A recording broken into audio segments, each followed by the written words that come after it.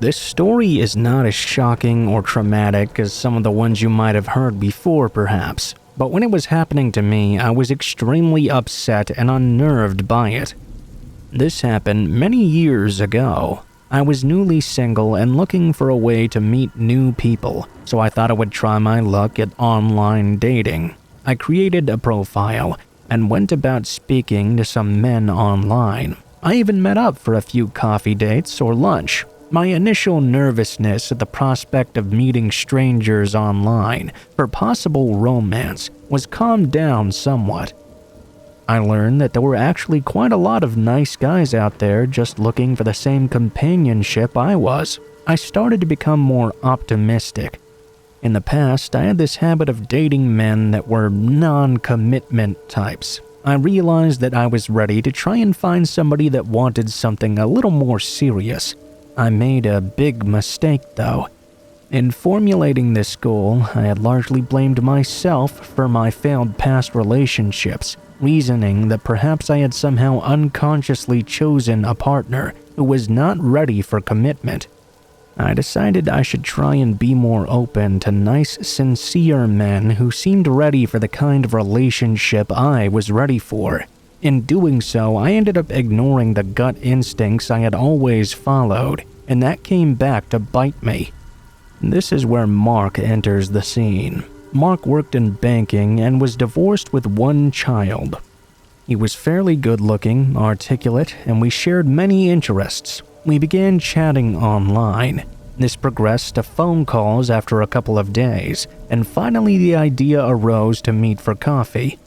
Looking back, I now note that he seemed in a hurry to meet me right from the get-go, despite me saying I preferred to speak for a while initially. We decided on a possible date, general location, and general time, but nothing was truly confirmed. I recall at the time I was actually fairly busy, and as we began to get closer to the date, I felt like I was going to be too busy to meet up with anyone. In the days leading up, without a location or exact time set, I didn't get back to him. I ended up getting tied up with other things, and didn't know when I'd be free. I hadn't spoken to him in several days by this point. This is where the first red flag occurred, and in retrospect, I should have passed altogether on further meeting. As I said though, I was trying out this new attitude of being more open and accepting of nice men. On the date we discussed meeting initially, I was out somewhere doing something when my phone rang. I noticed it was Mark. I picked it up and he spoke to me in a warm tone. "Hey, I'm in your neighborhood. I know we said we were going to meet today, but where would you like to meet me? 'Cause I'm here right now waiting." I found this alarming because not only had I never gotten back to him with a time or location, I knew for a fact he lived 2 cities away, and it would have taken a lot of time to drive down on the loose plan of a meeting that had never been confirmed. Again, I told myself, this man must really want to meet you. That shows he's sincere, I guess. Enjoy this for a change. Against my gut instinct, I told him I would simply meet him on a different day, and we agreed on a concrete date and time instead. When the date arrived, it went surprisingly well. He was just as good looking in real life. We had good conversations and he was very nice. We started seeing each other. He was all about romantic gestures, paying attention to me, calling me, generally just being kind and sweet every day. He always seemed to want to spend time with me, and I told myself that this is what I had been missing for a long time. I tried my best to appreciate the gestures and attention as something positive, even though I wasn't really used to this much. It did feel a little strange as well, because I didn't know him that well. He would do things like show up unannounced with flowers to my work, only a short time after meeting each other in person. He was very touchy and feely, something I wasn't used to, and he did it in an off-putting way. I was uncomfortable with his constant touching and rubbing of me all over the place, generally suffocating me with his presence even while we were in public. I recall one time telling him that I was going downtown with a group of girlfriends for a birthday celebration, and he insisted we should go out for a drink alone beforehand. I said that was not really necessary because I only had an hour or so to spend prior to going out with them. The drive for him to get there was already an hour or more. This would be an extreme amount of trouble to go through just to see me for a short period of time, but he insisted that even a single hour would be worth it. When he arrived, I met him at a local pub. We had a drink, and then he laughed and joked that he should just come downtown with me and my girlfriends. I told him no. That was really weird. He wasn't invited, and that was not what we had discussed. He went home dejected, and that was the first time I felt a little bit off about him. Things went on though, and I spent the night at his house after about 3 weeks. I told him I had plans the next day, and I would have to get going at about 10 a.m. or so. When I went to leave the next morning though, he got very distressed and kept insisting I should stay because it was such a beautiful day. It was such a real shame I was leaving because there were so many wonderful things we should do together. He blocked me in. I should also mention that for the past week or so, he'd been insisting he loved me and would tell me multiple times a day. I didn't reciprocate because I wasn't ready for that yet. When I went to leave out the front door, he wrapped himself in front of me in the doorway and kissed me over and over, repeating the words, "I love you, you're everything I want in a woman," like a robot. I got really grossed out at the way he was behaving. I shoved him out of the way and left very irritated, although I didn't say anything, as I really did need to get going. I decided before I was even out of his driveway that I was never going to meet up with him again. Over the next day or two, I thought about how I would let him down and talked it over with my friends. I kicked myself too for deliberately ignoring my gut. During this time, I responded to his relentless phone calls with polite texts to stall him until I was ready to come up with a response. Finally, I settled on what I felt was a compassionate but firm approach to letting him down. I spoke to him on the phone and explained I had come to the conclusion that I was not at a point in my life where I wanted this relationship whatsoever, with anyone, including him. That was a lie, of course, but I didn't want to hurt his feelings. He kept trying to question what he had gotten wrong, what he'd misunderstood, but I just kept repeating that nothing was wrong. I simply didn't want to date. I went with this approach out of a complete lack of interest in doing anything to enlighten him what a turn-off his behavior was. I already had enough responsibility in my life. I had no desire to add him to it. Since we'd only been seeing each other less than a month, I thought that would be the end of it. But boy, was I wrong. I woke the following day to find a long, desperate email in my inbox. Basically, he said he was mentally ill. He was taking antidepressants that he blamed for his clingy behavior, although I had not complained to him about this at all. He ended by saying he would throw out all his medication, and therefore we should date again. The tone of the letter was very panicked and weird. I ignored it. Then the real onslaught began. Over the following weeks or so, he blew up my work phone, cell phone, and email with non-stop messages. I became increasingly annoyed at how entitled he felt to dismiss everything I said and to blatantly intrude in my life with such a relentless stream of calls and emails. At work, for example, he called my desk phone 34 times in a 3-hour period. My coworkers were flabbergasted and even offered to answer and scream in his ear. I cannot understand why he thought this behavior would somehow make me like him, but obviously it did the exact opposite. He even began to use attempts like regarding a pair of cheap plastic scratch sunglasses he'd left in his car. He claimed they were very expensive and were heirlooms from his mother, and she would be very upset if I didn't return them to him.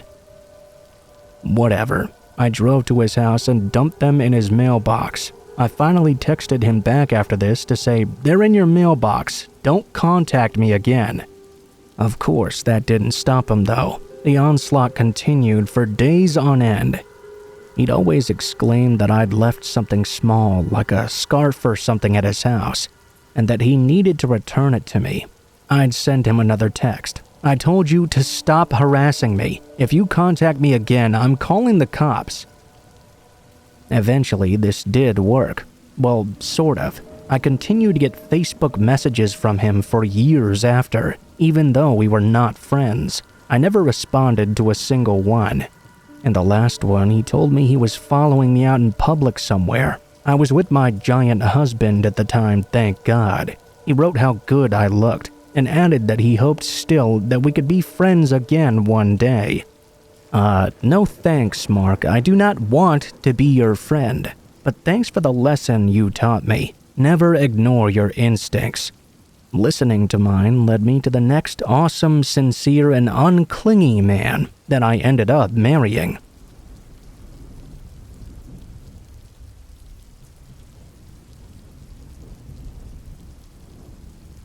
I used to work at Borders way back when, though I had another job at the mall as well. Something about being at the bookstore, though, made me much more recognizable, I guess. I often had people approach me when I was on the street, or ask me about the store's sales while I was at a drive-thru window. It was mostly harmless stuff, though I did get some creeps on occasion. At the time, I had a dating profile up, but I had to take it down. I'd started getting really weird messages from people saying they'd seen me at the grocery store or something. Just really bizarre crap. The killing blow that finally made me close it, however, came shortly before my 19th birthday. I was checking my account after work, and I see a message titled, "We've met," which really creeped me out immediately. I clicked on it, and it said, "Sort of." It proceeded to go into this very weird graphic depiction of this guy, who was apparently so thrilled by my cashiering skills that I caused a stirring in his loins while checking him out. This email was seriously like 3 pages long, all talking about how sexually excited he was and all the things he wanted to do to my young body. It was in great detail. I was horrified to think that while I was just doing my job, one of my customers had been looking at me like that, thinking all these horrible things. I clicked on the profile, only to find there was no photo. It said he was 56 and single, but no other information. I needed to know what this guy looked like, which is the only reason I replied. I imagined that had been his game all along. I didn't respond to any of the other things he said, but I asked him if he'd send me a photo. He told me he couldn't do so because he was some sort of public figure. He told me he'd email it to me instead. It took him 2 days to get back to me. Those were 2 very long days. While I waited, I looked at my message history and discovered that this guy had actually written me many times. I just always ignored him because he had no pictures and was out of the age group I was looking for. Out of morbid curiosity, I looked through all these messages. All of them were of him seeing me at random places, describing the thoughts of sexually graphic things he wanted to do to me. He talked about fantasies of using me with another man he knew, raping me, tying me up. Many of the details were specific to me alone, which led me to believe he wasn't just mass sending these out to every young woman on the site. They were specifically about me. Meanwhile, this guy was older than my dad.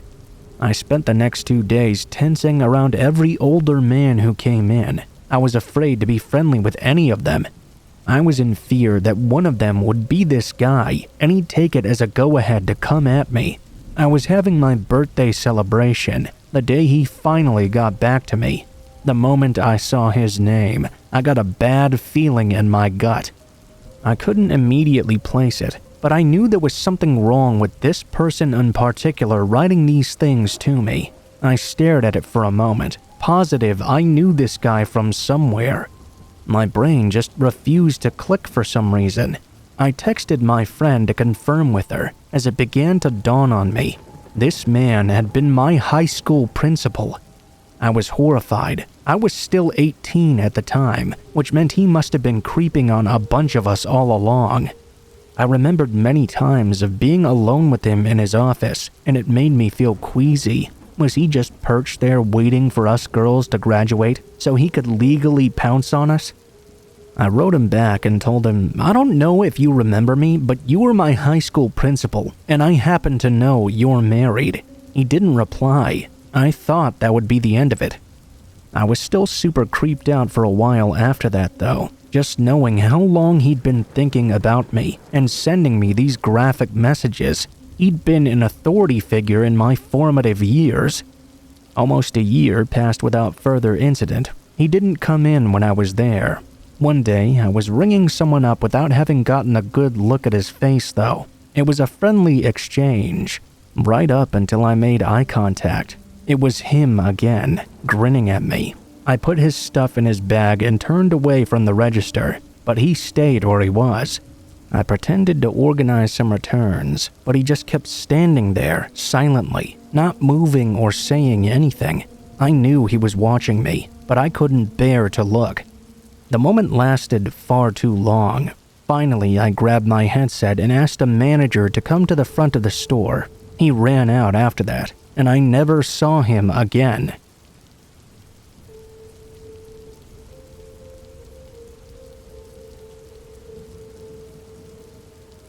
This story stretches over a couple of years, starting in my junior year of high school.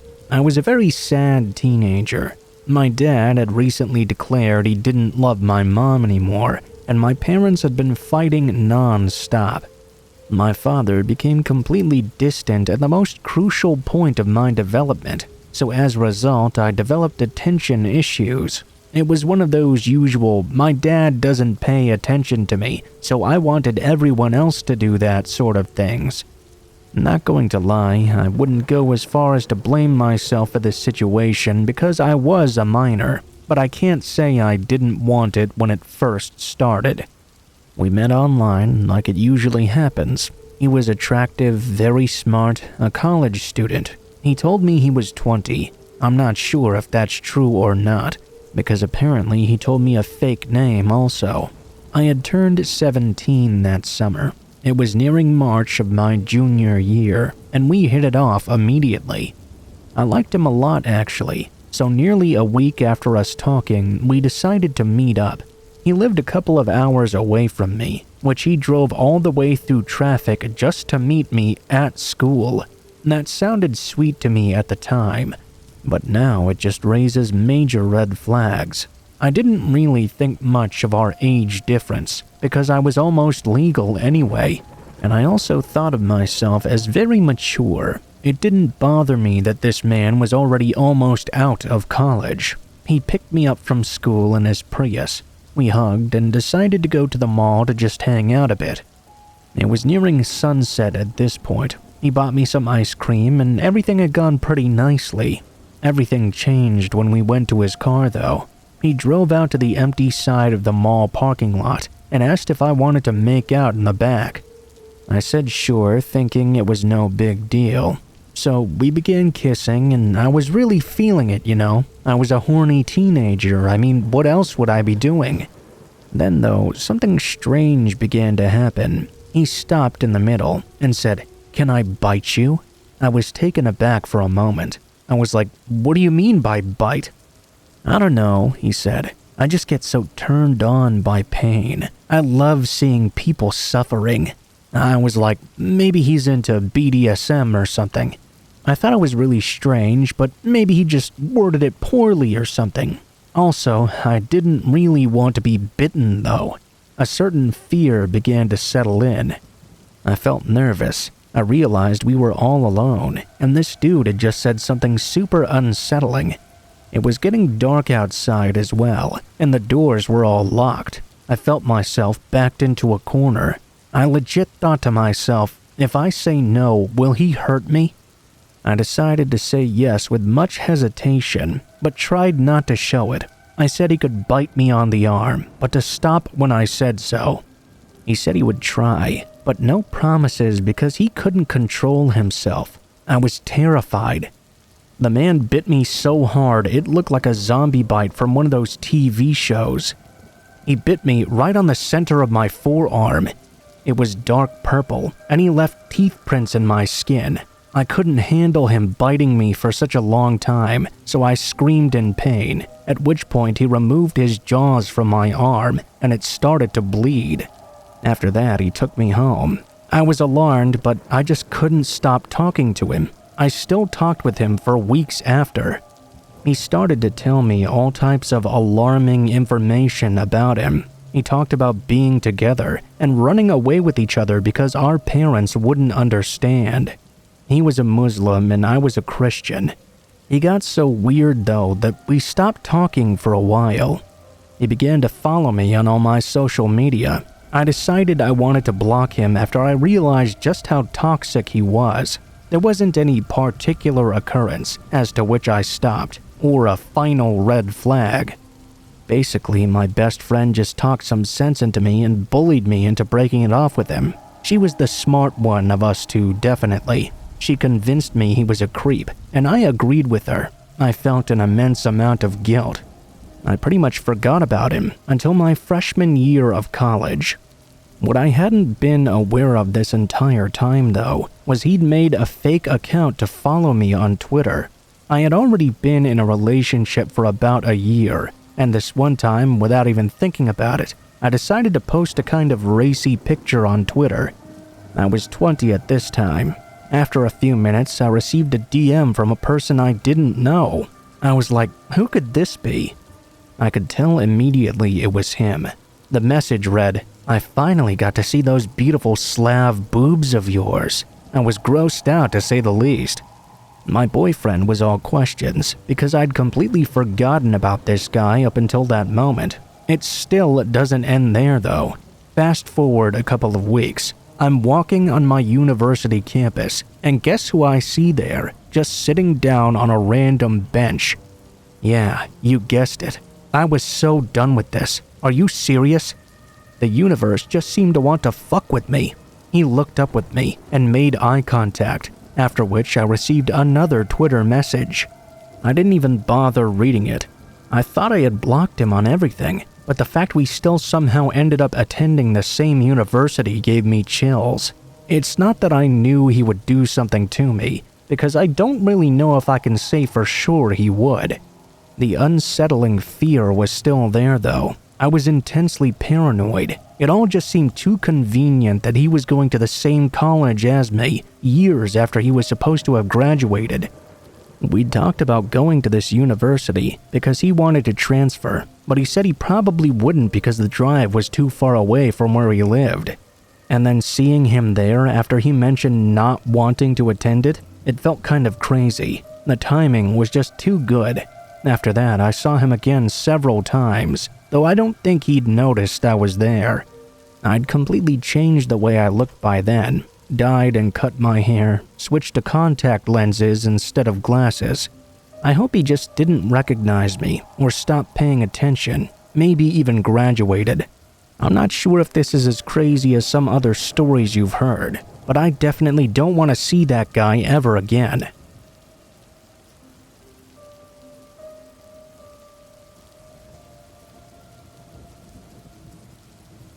The saying, blood is thicker than water, is a familiar one. It means your blood relatives or family unit should be your only loyalty, and giving them up for anything outside of it should be highly frowned upon. That being said, there's another phrase I can coin that means something more to me, associated with an event I'll never forget no matter how long I live. Blood is thicker than oil, both in the metaphorical and literal senses.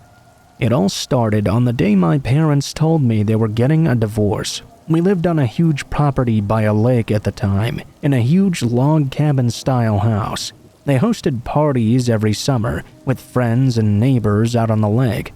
There would be music, the smell of hot dogs and hamburgers on the grill, and the lake looming over the horizon, reflecting the firelight and whatever color of fireworks we chose that night. It was at one of those parties that my parents started acting really strange. They were usually on opposite schedules throughout the week, but on these weekend parties they reconnected, laughed, and danced with each other as if they were together 24/7. But that night they seemed to be on opposite sides every time I looked for them. Whenever I asked if they were going to dance tonight, My mom just straightened her mouth and didn't say anything. My dad would shrug and say he'd catch up with her later. At 13 years old, I knew something was off, but I couldn't think of anything to try and fix it. Different neighbors milled in and out of our house for water and snacks and to use the bathroom as the party went into the later hours. The breeze was still lukewarm, but eventually I had to go up to my room to get a jacket. Our house was very large, and my room was at the end of the hall at the right, on the side of the house that faced the lake. I passed a few people who smiled and waved as I went up the stairs, but aside from the top landing where the bathroom was, the upstairs was really quiet. I usually go inside once or twice to give myself a moment to breathe and decompress from these parties. I have sensory processing issues, and excessive chatter for too long makes me disassociate. That's definitely what I needed tonight. I was already feeling not all there from all the noise outside, and just needed 5 or 10 minutes. That's all. But 5 or 10 minutes was all it took for my life to change. I got to my room, shutting the door softly behind me, and taking a seat on my bed. I left the lights off because I felt particularly light-sensitive that day. I lay there in the dark for a few minutes, breathing and not thinking much about anything. The quiet felt like swallowing a spoonful of warm honey. It was really good and relaxing.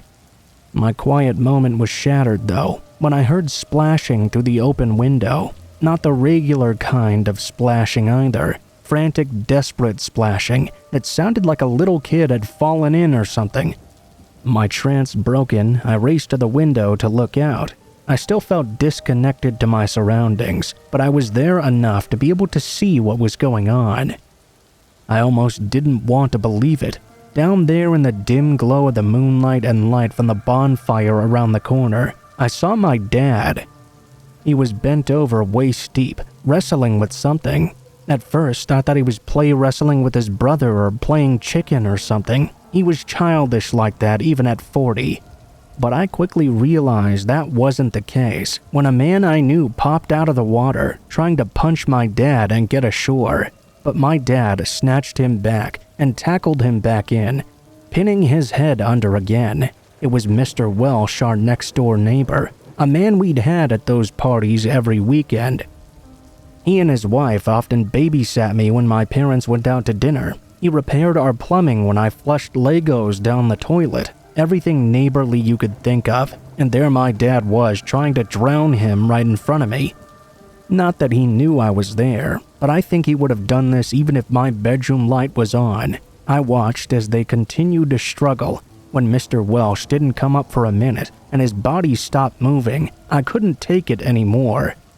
I ran downstairs out the front door. People stopped to talk to me, all smiling, but I ignored them and ran past. I turned the corner of the house. My dad was there coming out of the lake, but Mr. Welsh was nowhere to be found.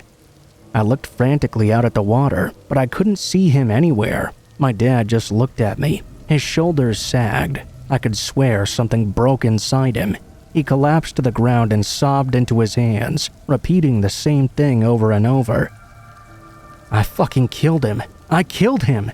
My parents sat me down later and told me they were getting a divorce. The meeting was closely monitored, of course. The jail guards weren't going to let a kid near an alleged murderer alone, even if he was his son. I learned that apparently my mom had been having an affair with Mr. Welsh, one that lasted for years before my dad found out. He was devastated and confronted her a few days before the party. When she refused to leave Mr. Welsh and asked for a divorce, my dad took his rage out on the only thing he could think of, Mr. Welsh himself. He'd seen him talking and dancing with my mom at the party, and something inside him snapped. He asked Mr. Welsh down to the lake around the side of the house to look at the dock. When they were all alone, my father dragged him to the water.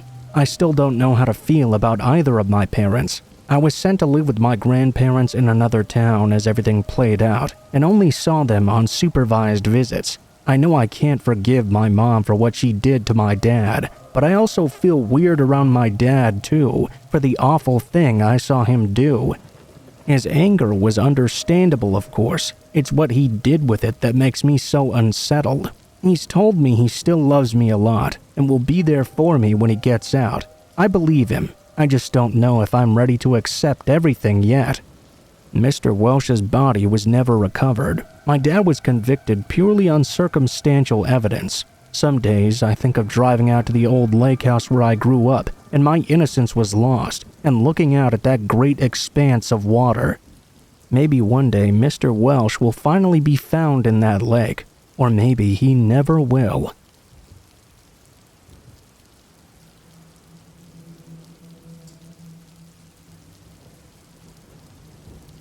My friend, we'll call her Kay's family, was always more well-off than most, with enough disposable income to buy some very luxury items. New cars, the latest gadgets or technology, even a full party boat. It's that party boat and my first experience out on the water that I'd like to focus on today. That boat was a real nice one. Cherry red with a single sparkle in the paint, with a built-in sun cover and comfortable seats situated in a ring around the deck. Although it was relatively small, it was enough for a group of teens to go out on the local lake and party one night. Long story short, Kay had just gotten her driver's license. One night, she called me and a few of our friends and classmates up, got in the truck with the boat attached, and drove off while her parents were out of the house. Yeah, she basically stole that boat. Some hearing this will condemn those actions, and maybe some won't. I just felt it was an important thing to mention. The group consisted of Kay, myself, our friend Jake, and his older brother Clayton. Now, Clayton was 20 at the time, and in his sophomore year of college. The rest of us were all between 17 and 18. Kay had had a huge but silent crush on him for quite a while. We all knew he would probably never reciprocate her feelings, but that didn't stop her from trying or dropping hints constantly. I think inviting him to a stolen boat party out on a lake at night with underage drinking was definitely her biggest one. It took some finagling to set everything up and get the boat going in the water, as she'd only seen her dad do this once or twice. Once we did, Clayton took over driving, as he was the oldest and therefore the most responsible. I say that with a huge grain of salt, as he had just as much idea of how to drive a boat as the rest of us. We did a few circles on the lake. The wind was frigid as it whipped past us. Kay and I cuddled together for warmth, with Jake telling his brother to slow down a bit. We were obviously making a lot of noise. It was hard to hear anything, as the darkness around us slipped by, slick as oil. It was impossible to tell where the ground was in the darkness, where the sky ended and the water began. Clayton laughed, and I'm pretty sure he said something, but his voice was very muffled by the wind. He had already had a couple of cans of beer while we were fumbling setting up the boat too, so he wasn't in the clearest state of mind. Kay turned to me and whispered in my ear, "Hey, I'm gonna try to kiss him later." Her eyes were bright with drunkenness. She'd taken up on the beer already as well, after she saw him doing it. Most likely she wanted to impress him and show him how mature she was. I was going to tell her I didn't think that was a good idea. I mean, he was in college and it would be kind of weird, right? But I didn't even have time to finish that thought. There was a jolt and a shuddering scraping sound that vibrated the floor beneath our feet. Suddenly, we were launched from the boat into the cold, dark water. The boat had slammed hard into some rocks that were jutting out at a very high speed, and it had completely flipped over. I was flung out a fair bit, but I later learned the boat had collapsed right on top of Clayton.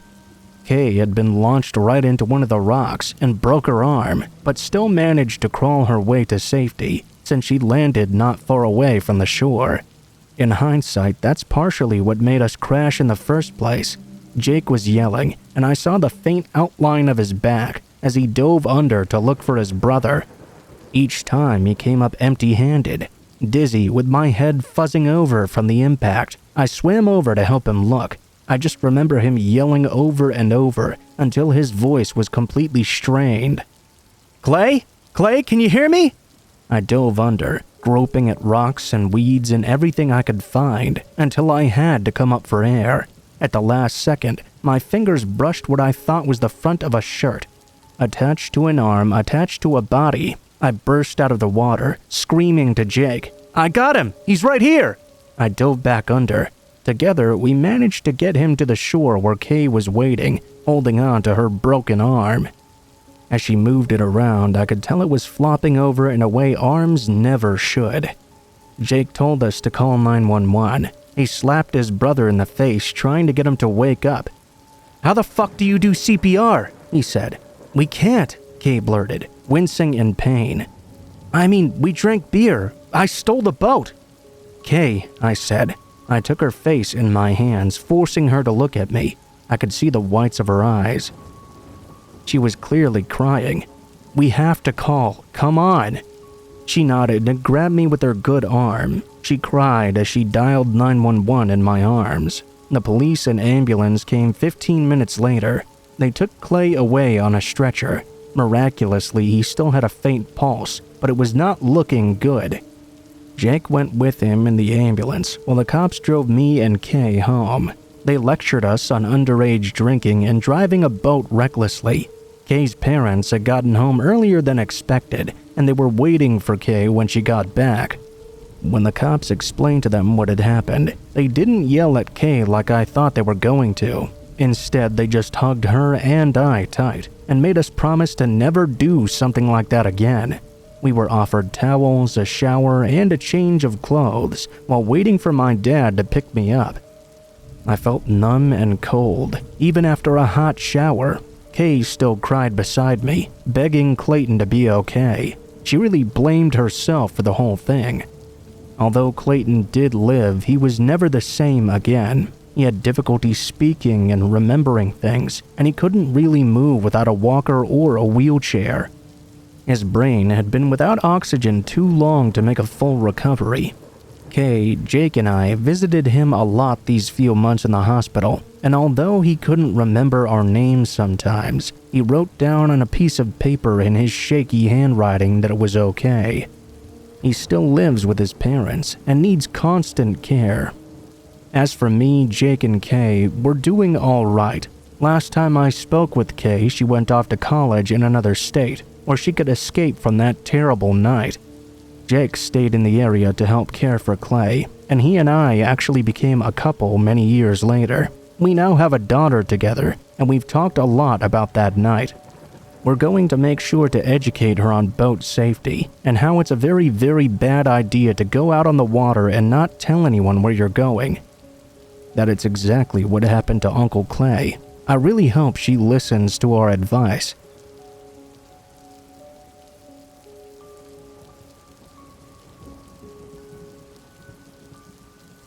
Some context first. This story took place in 2020 when I was 18 years old. I lived in a relatively safe neighborhood, but my country does have a high crime rate in general, so take that with a pinch of salt. My dad had passed away earlier in the year, and I have no siblings either, so my mom and I lived all alone in our house. The COVID lockdowns were still in place, but as certain restrictions were lifted, people were starting to return to work. Between my house and the train tracks was a big stretch of empty field. It became a safe, quiet space for me to escape to whenever I needed to get out of the house for a while. I would normally sit there once a day for a cigarette or two, sometimes having my own little picnic. My home situation was complicated to say the least, and due to the pandemic, I had nowhere else to go. On this particular day, I went there for a few minutes to smoke, as I always did. I was about halfway through my cigarette when I noticed a young man walking along the train tracks on the other side of the field. He was barefoot and wearing dirty, worn-out clothes. The man noticed me and made a hand gesture suggesting he was asking for a smoke. I should have just left, but as a teenager, I found it quite difficult to say no to people. I walked a bit towards him and offered him a smoke. He took it from me, but immediately I felt uneasy about the way he was looking at me. The man asked me, "Don't you live in that house right over there?" He pointed right at my exact address. I avoided answering his question, and at this point I realized I needed to leave right now. I had left from my front gate that day. For him to know where I lived, he must have watched me leave from the back gate before. I told him I needed to get going. He started insisting on giving me a hug to say thank you though. I declined several times, and at this point I started backing away quickly. I didn't get very far though. The man easily caught up to me and wrapped his arms around my waist. I panicked, not knowing what to do. All I could think of was that I needed to get away from this man. As I tried to start running from his grip, he grabbed me harder from behind and started dragging me towards the row of houses where the view of the road was completely blocked off. The fences were high too, so no one could see that area from their backyards. We were completely isolated. I was kicking and struggling, desperate to get out of his grasp. He ended up throwing me against the ground, with him jumping on top of me, still holding on. In a split second, my life flashed before my eyes. That feeling that something terrible was about to happen came over me. I couldn't escape. This man was too strong. My arms were trapped by his, and he was holding me down so I couldn't kick him. I did the only thing left to do. I started screaming desperately for help. Suddenly, I was free. I could move again. He had let go and jumped off of me. He ran away so fast I could barely even register it. My heart was pounding furiously. I was shaking in shock from what had just happened. He disappeared into the industrial area on the other side of the train tracks. I immediately ran towards the road. As I reached it, I noticed it was empty. There were no cars parked in my neighbor's driveways either. No one heard me screaming, and had he realized that, that day would have had a far worse ending for me. He clearly knew where I lived, and I was terrified of him returning. For months after, I had panic attacks and nightmares, and I could barely leave my house without breaking down. I moved away from there a year later, but I still sometimes get scared when I'm home alone or when I have to walk around town.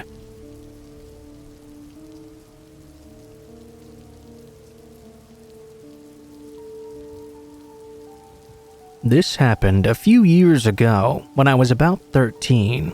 My best friend and I were at a lake in the middle of Georgia, trying to fight the almost 125-degree Fahrenheit weather. We decided to swim to our secret spot. It was really just a sort of cave made out of fallen tree roots. We did the routine snake check and swam in, climbing onto a rock to get inside. We started talking and gossiping, and all was normal until about 45 minutes later. We heard a truck pulling up and the sound of someone getting out.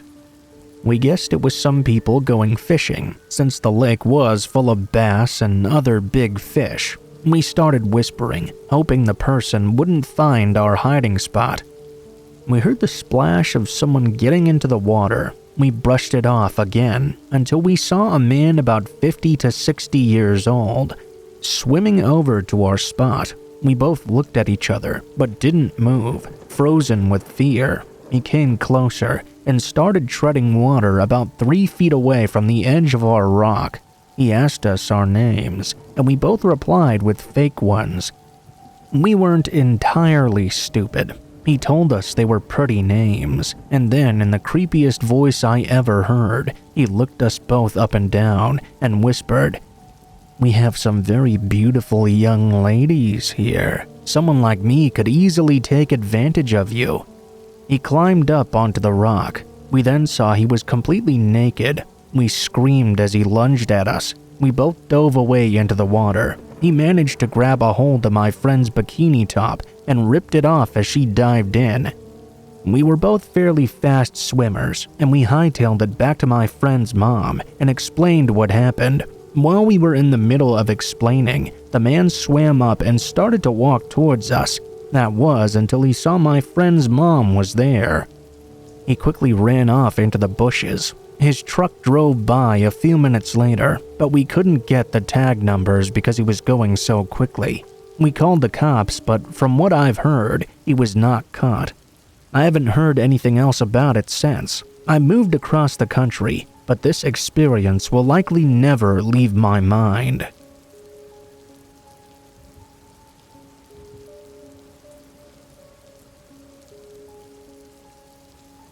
This happened to myself and a close friend, both 23-year-old males, just last month.